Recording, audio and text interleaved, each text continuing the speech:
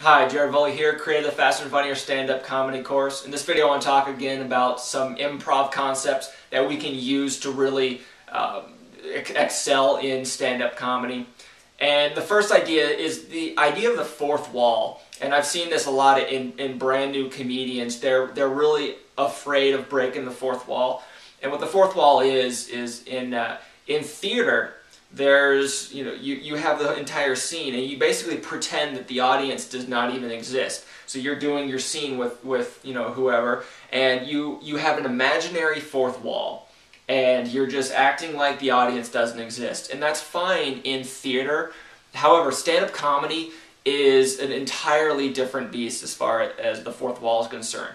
The entire art form is really based around breaking through that fourth wall because you're actually talking directly to the audience. You acknowledge that they exist, as opposed to in theater where you have no idea, you're not even supposed to think that the audience is there. So in stand-up comedy, we really want to break through that fourth wall, and ideally we want to do it early on because we're going to be, if you come on stage and you just pick up the microphone and go, okay, so airplane food is really, start talking about your material, then the audience is going to go, okay, well, he's in his head, he's doing a set, he's not even acknowledging that we're here. So basically the audience knows, and you're only 3 or 4 seconds into your set, the audience knows that you're in your head, that you're not with them, you're not going to be engaging them, and they know that you're probably going to be a boring comedian as well. So basically, why did they come out to a comedy club? To see the exact same thing that they would see on TV. Because on that TV, there's that fourth wall again. The audience knows that they're not going to be engaged, they're just watching a comedian perform his own set.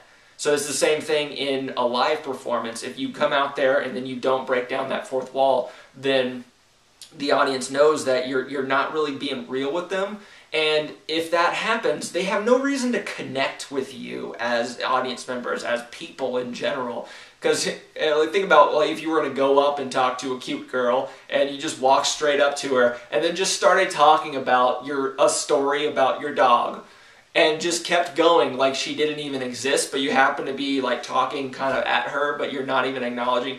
You would not be able to engage her at all in that kind of a circumstance. So this is the same thing for an audience member. An audience member is going to feel that you're not being authentic, you're not being real with them, and then they're going to turn around and find somebody, or they're going to turn around and start talking to their friend, or go order a beer, whatever it takes to wait for the next comedian to be on. So go out on stage, and the very easy way to do this is just briefly before you start into your set. And I know brand new comedians are very bad about, like right before you're on stage, you're like, okay, this, okay, that, and then you hit the mic and you go, that, okay, and then you just start jumping straight into your material.